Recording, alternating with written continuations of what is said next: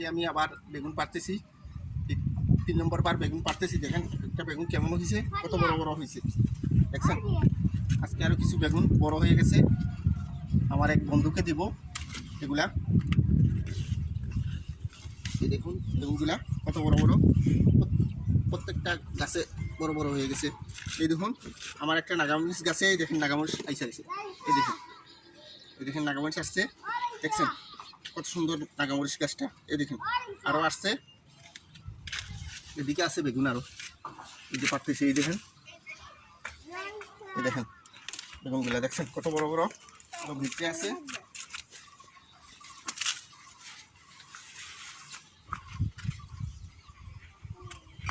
আমি আজকে আরও কিছু বেগুন পাড়তেছি আমার এক বন্ধুকে দেওয়ার জন্য।